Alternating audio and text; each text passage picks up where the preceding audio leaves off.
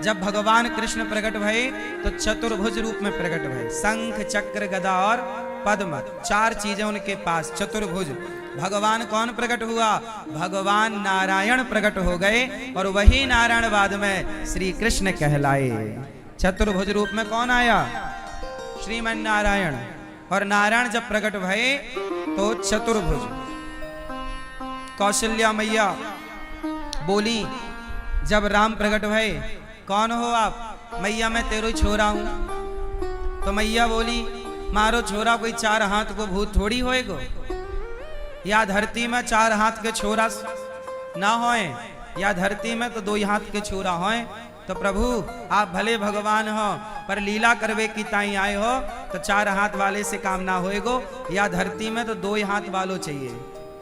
दो हाथ वालों होएगो तो तुम्हें लाड़ भी मिलेगो, प्यार भी मिलेगो, और सबन को आशीर्वाद भी मिलेगो। वो तुम चार हाथ वाले बन के आए गए तो सब डराए तुमको, डर डर के भागेंगे भैया भूत आए गए हो। तो तुम भूत बनना चाहो कि छोरा बनना चाहो? तो मैया बोली लाला चार हाथ को ना चाहिए।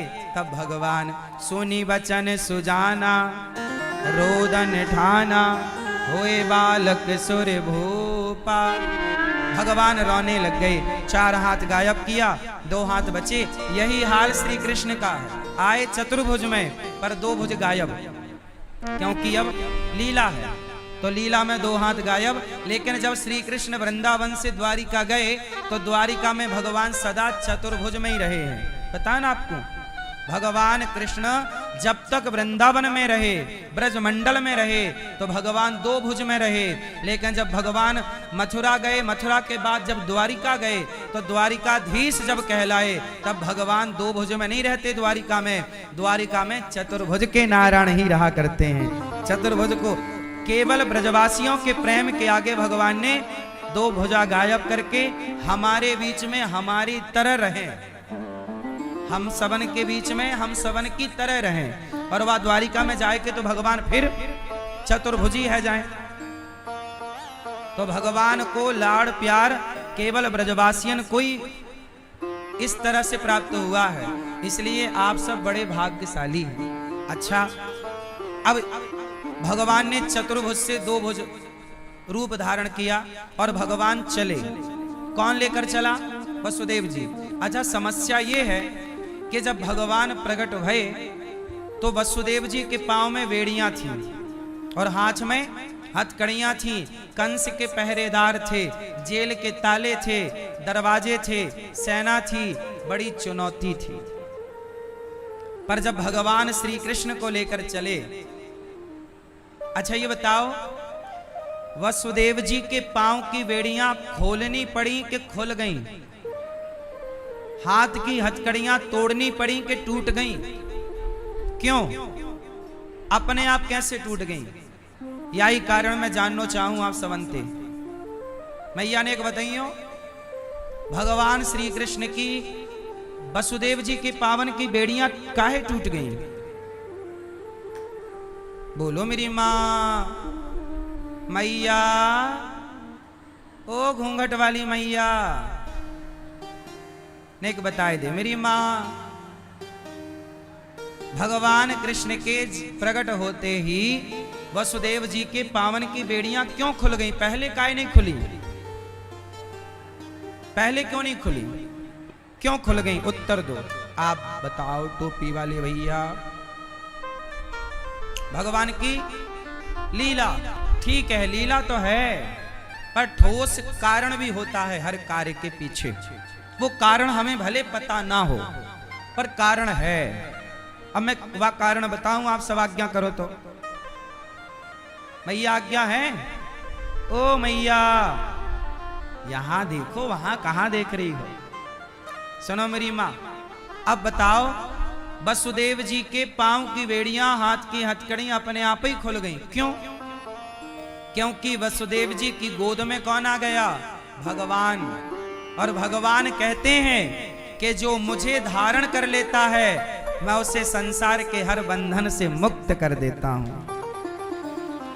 जो भगवान को धारण करेगा, जो भगवान को स्वीकार करेगा, जो अपने मन मंदिर में भगवान को बसाएगा, भगवान उसे संसार के हर बंधन से मुक्त कर देंगे, जैसे वसुदेव जी को किया।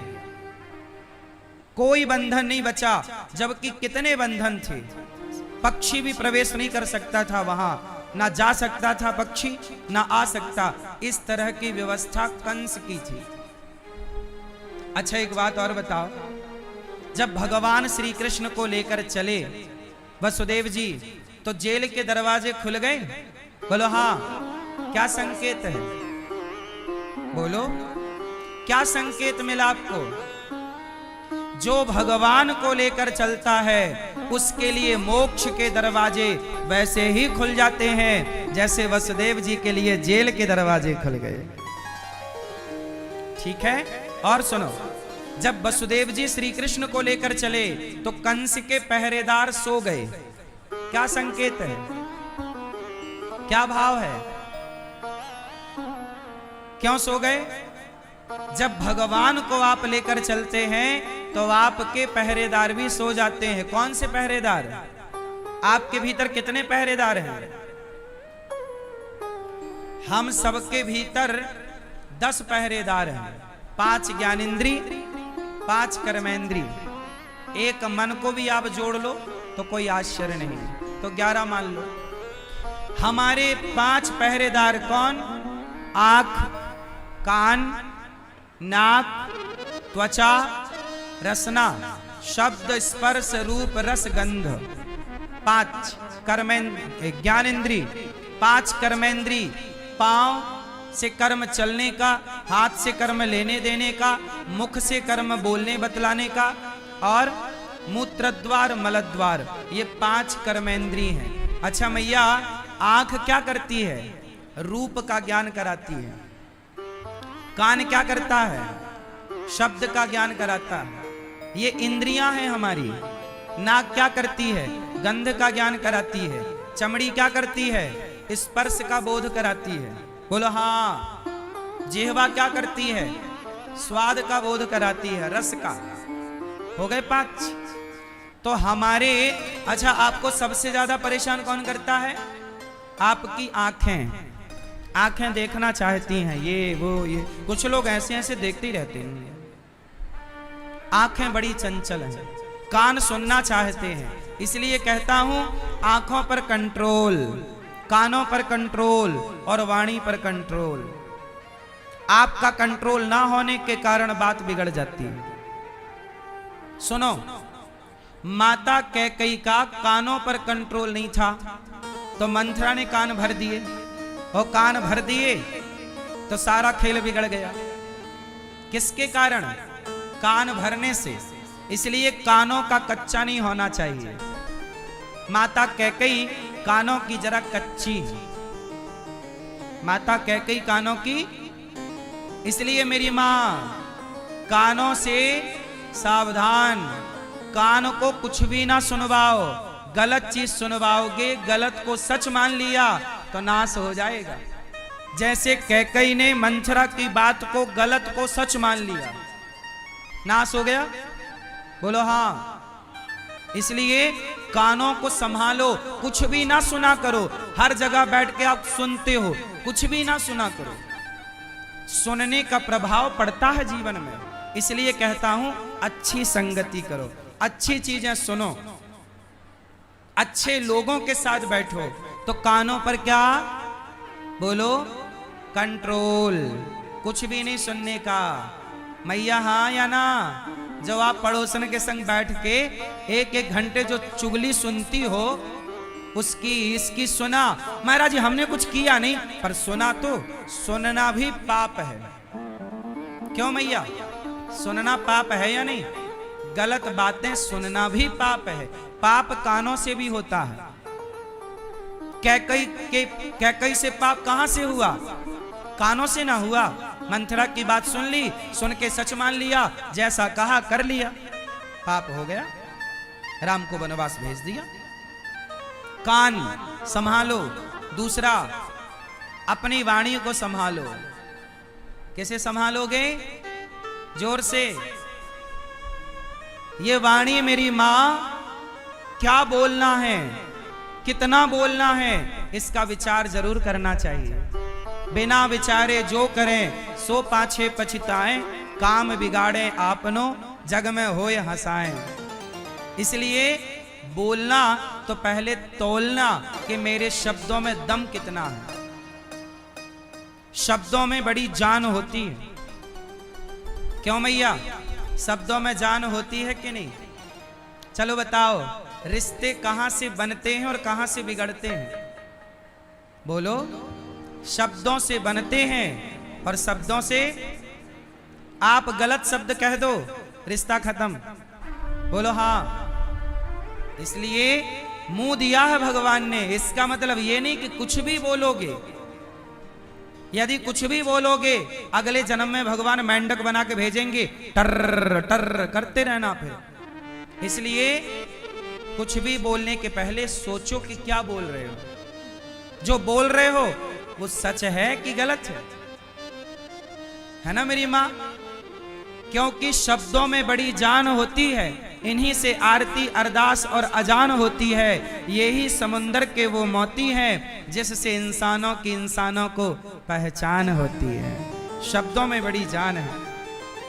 शब्द संभाल के बोलिए, शब्द संभाल के बोलिए। शब्द के हाथे न पाओ, एक शब्द औषधि करे, एक शब्द करे घाव। ये शब्द घाव भी करते हैं और औषधि भी करते हैं। बोलो हाँ। कोई बेसहारा है, आप कह दोगे भैया चिंता ना कर, हम तेरे साथ हैं। जब आप कह दोगे कि तू चिंता ना कर, हम तेरे साथ हैं, तो ये शब्द औषधि बनके उसकी आयु बढ़ा सकता है, उसकी चिंताएं टेंशन खत्म कर सकता। आपका एक शब्द, तू चिंता ना कर, मैं हूं ना, तेरा भाई, तेरा बड़ा भाई, तेरा पिता बनकर तेरे साथ हूं, तेरी माँ बनकर तेरे साथ हूं, तेरी बहन बनकर तेरे साथ हूं, तेरा दोस्त बनकर तेरे साथ हूं, मैं हूं। सपोर्ट। आज मुझे एक ब्रजवासी मिले और उन्होंने कहा कि गौरी गोपाल आश्रम में मैं भी आऊंगा और वहाँ जो संतों की सेवा होती है, वृद्ध माओं की सेवा होती है, मैं भी वहाँ माताओं को एक दिन का भोजन कराना चाहता हूँ, मैं भी भोजन का सहयोग करना चाहता हूँ। मैंने कहा आपको प्रणाम करता हूँ, कम से कम आपने उन माताओं की भूख के बारे में सोचा तो सही। कोई तो है इस धरती पे आप जैसे अच्छे लोग जो अपना पेट भरने के बाद किसी और के बारे में सोचते हैं, वरना आजकल लोग सोचते भी कहाँ हैं। 300 वृद्ध माएं गौरी गोपाल में हैं, लोग अपना अपना पेट भर के मस्त घर पर हैं, उनके बारे में कौन सोचेगा? इसलिए आपको मैं प्रणाम करता हूं कि आप में से कुछ लोगों ने उन वृद्ध माओं के लिए सोचा कि इनको हम भोजन कराएंगे, इनको हम दवाई का थोड़ा सहयोग करेंगे। भगवान आपको सुखी रखे।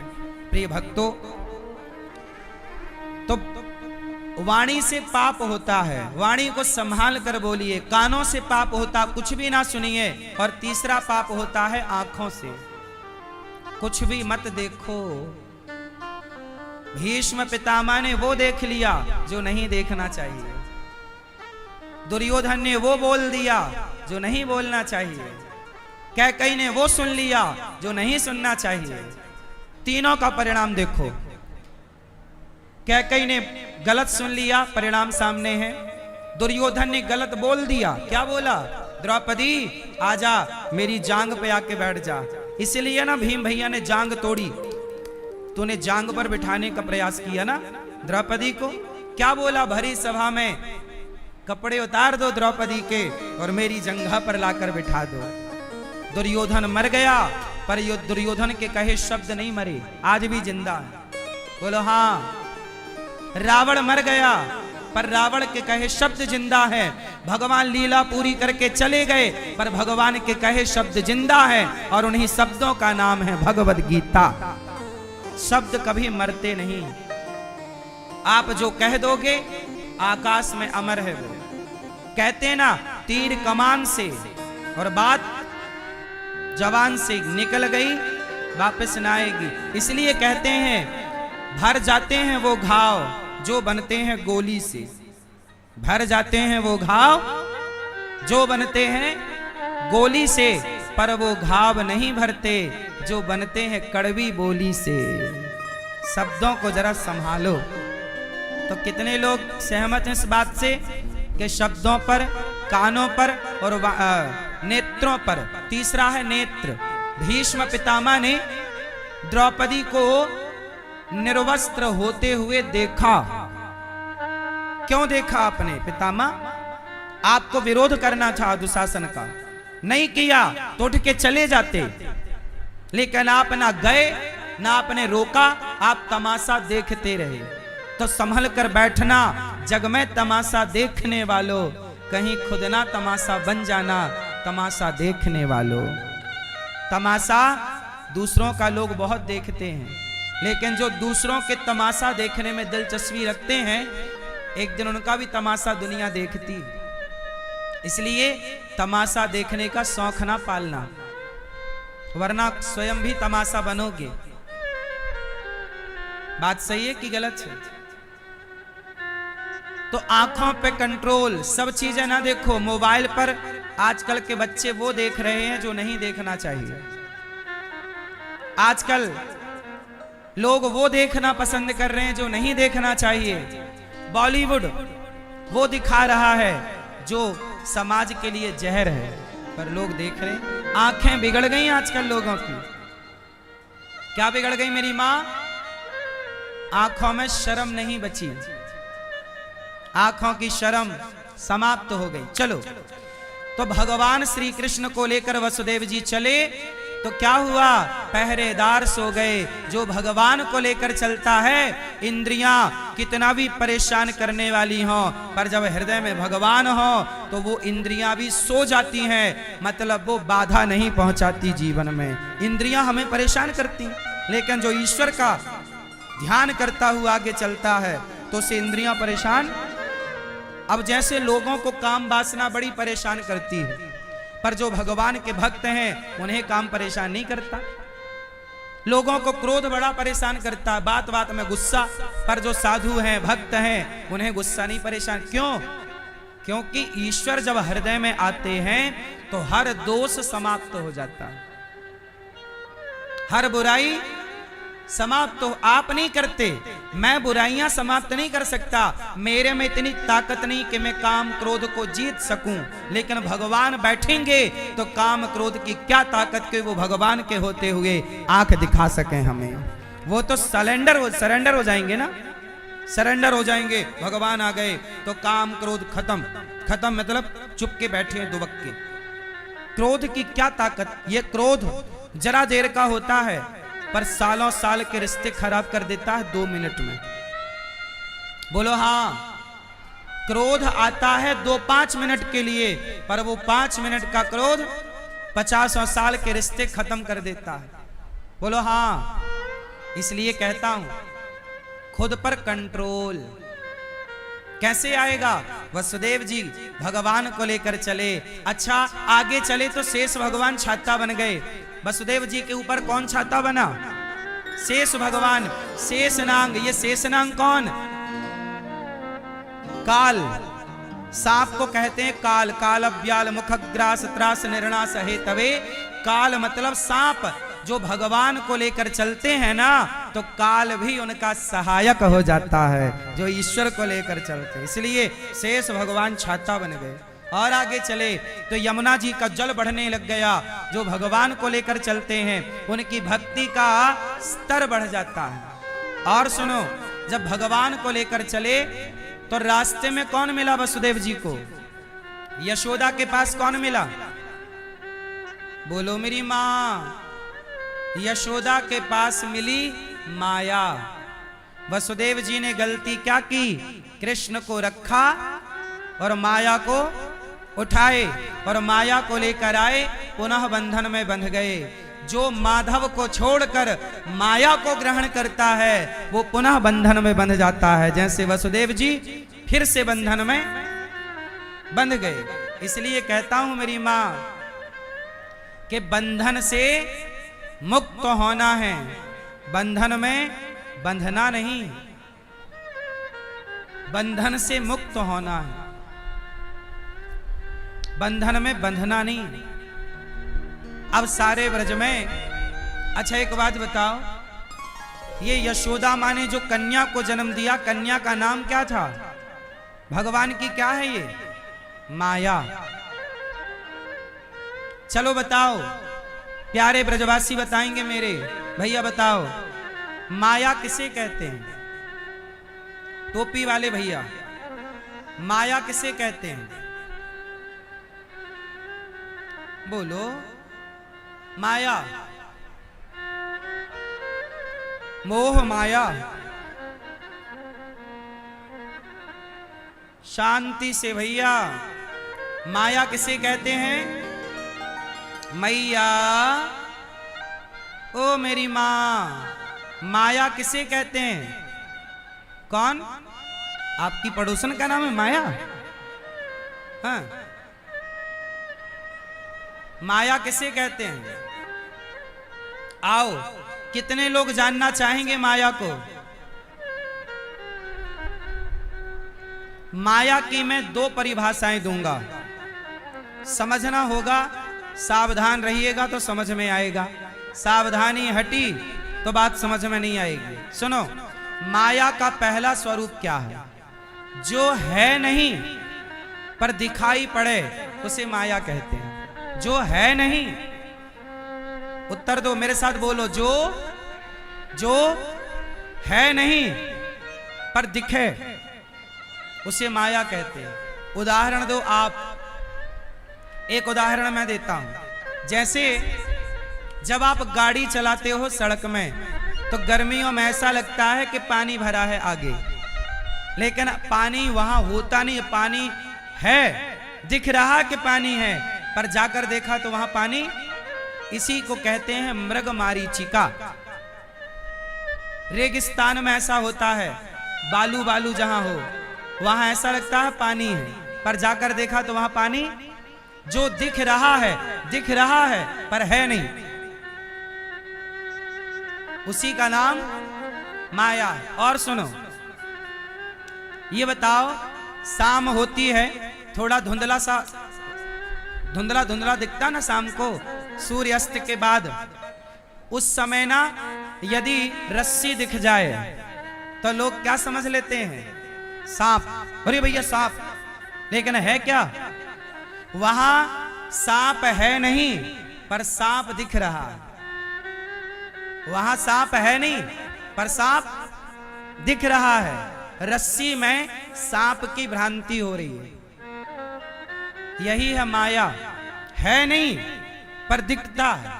उसी तरह ये बताओ, आपका संसार में क्या है? क्यों मैया, इस संसार में आपका क्या है? जोर से, क्या है? क्या है आपका इस संसार में? क्या है? क्या? पत्नी, पति, बेटा, बेटी, माता, पिता, रुपया, पैसा, मकान, दुकान, खेती बाड़ी, क्या है आपका? कुछ है नहीं आपका, कुछ है नहीं आपका, पर सारी जिंदगी यही लगता है कि ये मेरा है नहीं आपका, पर आपका सा लगता है कि मेरा है। बेटा आपका है नहीं पर ऐसा लगता है मेरा है। बेटी आपकी है नहीं पर ऐसा लगता है मेरी है। इसी का नाम है माया। सच कहें तो ये शरीर भी आपको ऐसा लगता है कि मेरा है, पर आपका शरीर भी आपका। यदि आपका शरीर आपका होता तो फिर खाली करके क्यों चले गए लोग? शरीर को छोड़कर क्यों मर गए लोग? शरीर के साथ जाते ना, तो शरीर को चिता पे क्यों जला दिया लोगों ने? शरीर के साथ जाते। इसका मतलब यह हुआ कि शरीर भी अपना नहीं है, पर सारी जिंदगी तो यही मानते हैं कि शरीर अपना, परिवार अपना, बेटा अपना, बेटी अपनी। यही ना माया है। अपना है नहीं, मेरा है नहीं, पर मेरे जैसे भासता है, इसी का नाम माया है। बात समझ में आई? क्यों मैया? अच्छा एक बात बताओ, बेटा आपका है? किसका है फिर? क्यों? ए भैया, क्यों बेटा आपका है? हाँ या ना? आपका है?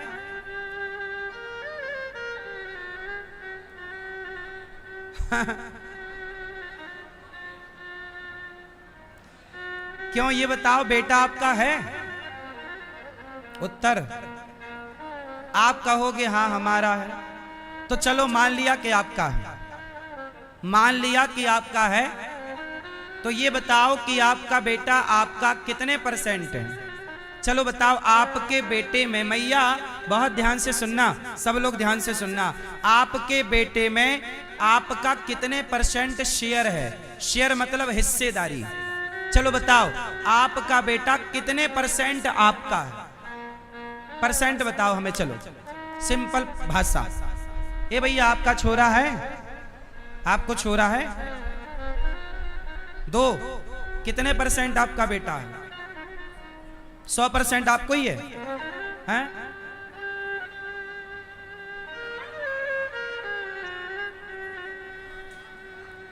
चलो आप बताओ, आपका बेटा कितने % आपका है? कितने % हिस्सेदारी है आपकी? सुनो, हमारे और आपके बच्चों में जो हम कई बार कहते ये बेटा मेरा है, चलो व्यवहार में तो यही कहा जाएगा कि बेटा मेरा है, व्यवहार में तो यही ना बोला जाएगा, लेकिन सच्चाई क्या है? तत्व की दृष्टि में जब जाओगे तो पता लगेगा कि ये बेटा अपना नहीं है। किसका है? आओ जानते हैं। ये जो बेटा है ना, केवल पिता के द्वारा स्त्री गर्भवती होती है, तो पिता के द्वारा मां के गर्भ में पानी की कुछ बूंदें स्थापित होती हैं, और 9 महीने में वो पानी की बूंदों से एक बच्चे का निर्माण होता है। उस बच्चे का निर्माण ना तो मां करती है ना तो बाप करता है। यदि माँ बाप बच्चे का निर्माण करते तो कोई बच्चा अंधा ना होता, कोई बच्चा लंगड़ा ना होता, कोई बच्चा बहरा ना होता। इसका मतलब है कि माता पिता का एक छोटा सा प्रोसेस है, उसके बाद आगे का पूरा कार्य कौन संभालता है? भगवान।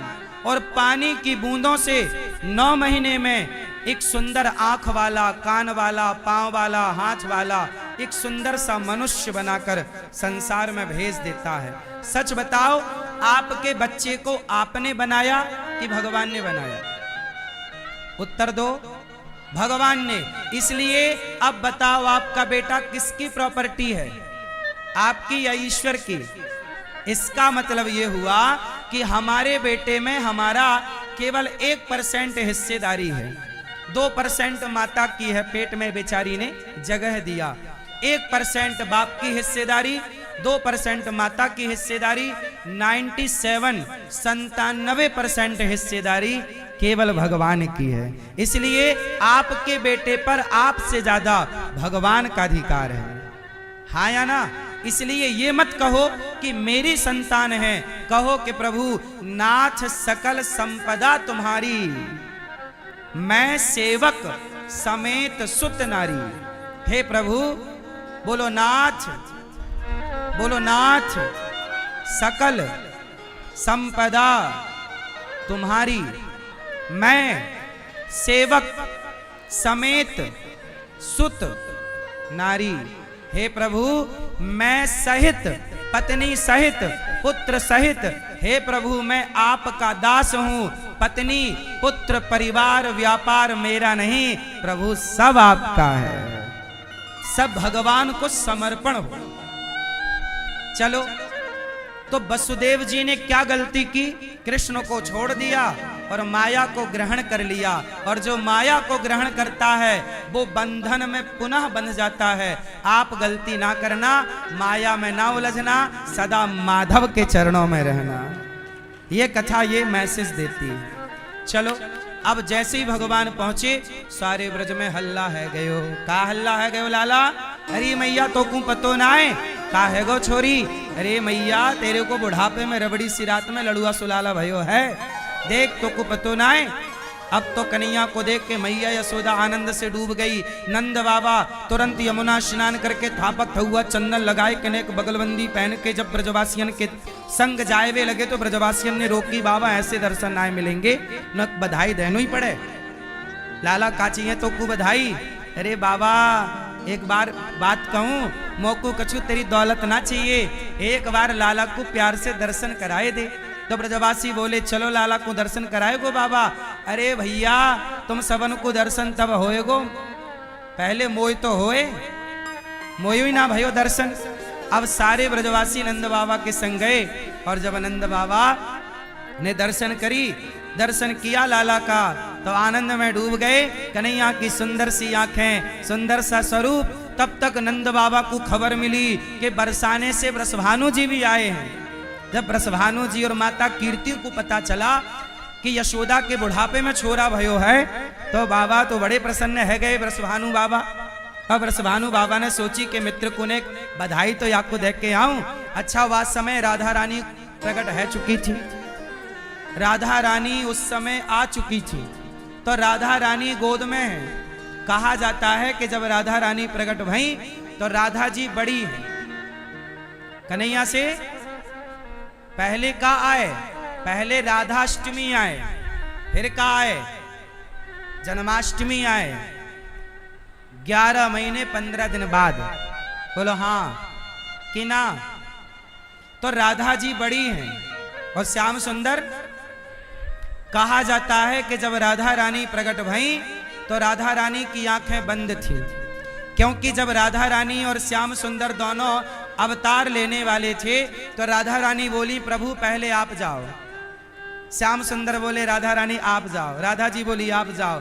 दोनों में बड़ा देर हुई, कौन जाए, तब निर्णय हुआ राधा रानी जाएंगी। पर राधा रानी ने कहा मैं जाऊंगी पर मैं देखूंगी किसे, आप तो होंगे नहीं। तो जब तक आपका दर्शन नहीं होगा मैं आंखें ही नहीं खोलूंगी। तो ब्रसभानु जी के जब छोरी है गई, राधा रानी का जब अवतार हो गया, तो कीर्ति माता ने देखा कि छोरी तो आंख नहीं खोलती, सबको लगा कि छोरी अंधी है। राधा रानी ने संकल्प लिया कि कृष्ण तो आए नहीं, तो मैं आंखें खोलूं किसके लिए, देखूं किसे। तो भगवान कृष्ण जब तक आए नहीं तब तक राधा रानी ने संसार को देखा नहीं। अब ब्रसभानु जी के छोरी तो है गई, पर ब्रसभानु जी बड़े दुखी रहने लग गए कि छोरी तो है गई पर अंधी है। कीर्ति मां बड़ी दुखी, छोरी तो है गई पर अंधी है। यशोदा मां को पता लगा, यशोदा मां नंद बाबा गए राधा रानी का दर्शन करने बरसाना, और जब गए तो वहां यशोदा मैया ने भी देखा छोरी तो बड़ी सुंदर है पर अंधी है, आंख खोलती नहीं, कोई दिक्कत है या की आंखन में। अब सब में हल्ला है गयो कि ब्रसभानु छोरी जो भई है ना अंधी है, देखे ना है। लेकिन अब कोई ये ना समझ पाए कि राधा रानी क्यों नहीं देखना चाहती। अब हुआ ये कि जब लाला को जन्म है गयो तो ब्रसभानु जी आए तो कीर्ति माता के संग राधा रानी भी आई। छोटी सी है ना अभी राधा जी, तो राधा जी आई और जब बधाई नंद बाबा को ब्रसभानु जी ने दी, नंद महल घर लाला जायो बरसाने से टीको आयो, नंद महल घर लाला जायो बरसाने से टीको आयो, बरसाने से टीको आयो। बधाई आई तो नंद बाबा से मिले ब्रसभानु जी, यशोदा मैया से मिली कीर्ति माता, और श्याम सुंदर को देखकर बलैया लेकर पुचकार कर चुम्बन करके नंद बाबा ब्रसभानु जी और कीर्ति मां कन्हैया को लाड़ लड़ाए के एक पालने पर लिटाया। संयोग से उस पालने पर लिटाया जिस पालने पर राधा रानी लेटी थी। चूंकि राधा रानी 1 साल की हो गई है तो राधा रानी ने करवट ली, पलटी और पलटी और जरा स्पर्श किया तो कन्हैया का हाथ पकड़ में आ गया। राधा रानी ने कृष्ण का हाथ पकड़ा और पकड़ते ही समझ गए और इशारों में बोली राधा रानी प्रभु आए गए, बहुत बहुत स्वागत है आपको। और जैसे ही श्याम सुंदर का स्पर्श हुआ, राधा रानी ने किशोरी जू ने पहली बार अपनी आंखों को जब खोला तो सिर उठाया तो श्याम ने श्री कृष्ण मुस्कुरा रहे हैं, टुकुर टुकुर राधा रानी की तरफ देख रहे हैं। तब तक कीर्ति माता आई और आए के देखी तो श्याम सुंदर राधा रानी को निहार रहे और राधा रानी श्याम सुंदर को निहार रही। अब तो कीर्ति माता गदगद गई, अरे यशोदा मारी छोरी अंधी ना है, देख रही है छोरी हमारे तेरे छोरा को। अब तो भैया एक उत्सव ना है, दो दो उत्सव चालू है गए। अब तो यूं लगा कि केवल कन्हैया को जन्म ना है, आज राधा रानी को ही जन्म है गयो। अब तो नंद रानी यशोदा मैया लाला के जन्म में उत्सव में मस्त, और कीर्ति मैया को यूं लगा कि राधा रानी को जन्म आज ही भयो है, क्योंकि या की आंख आज आई आज खुली। अब तो सब कहवे लग गए, सब बोले हमारी गोदी में आ लाला, सब हमारी गोदी में आ, हमारी गोदी में आ, हमारी गोदी में आ। अब सब क्या कह रहे हैं? अब नंद बाबा बोले, ब्रज भानु जी बोले, ग्वाल वाला बोले, ब्रजवासी बोले, आ बैठ मेरी गोदी में, तुझको निहार लूं, हाय नजर ना लग जाए, तेरी नजर उतार लूं।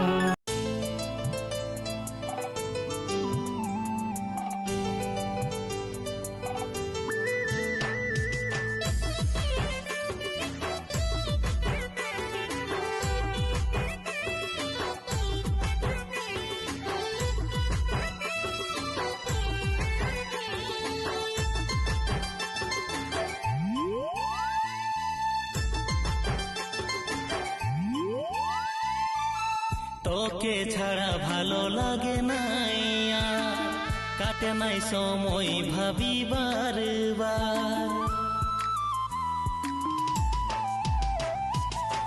তোকে ছাড়া ভালো লাগে না, কাটে নাই সময় ভাবি বারবার। ভালো লাগে তোকে বলে দিলি সোজা সজি রে, বল না মনের কথা না লাজারে, তুই না লাজারে। তুই আমার স্বপ্নেরই রাজা রে, আনবি কবে ব্যান্ড বাজারে। তুই আমার স্বপ্নেরই রানী রে, করব তোকে ঘর বালি রে।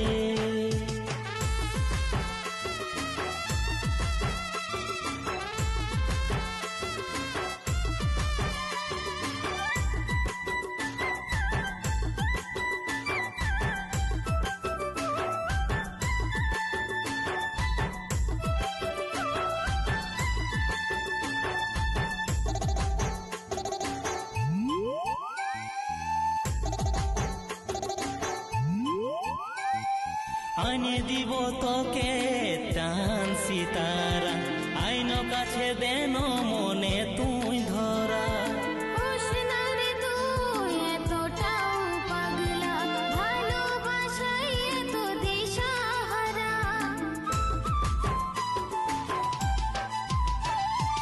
আনে দিব তোকে টান সিতারা, আইন কাছে দেন মনে তুই ধরা।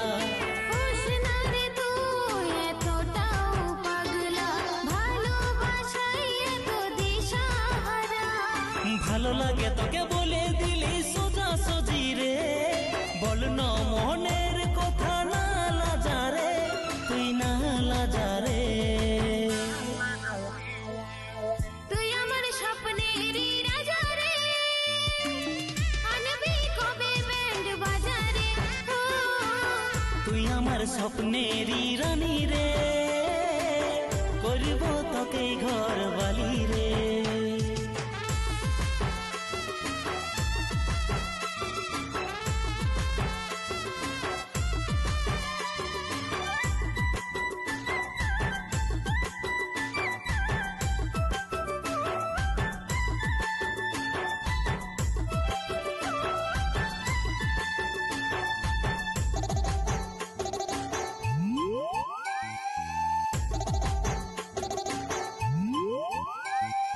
ভালোবাসি আমিও মনে মনে, বলতে নারী রেখেছি গোপনে। কত স্পেশাল তুই আমার জীবনে, জানে শুধুই উত্তমেই জানে।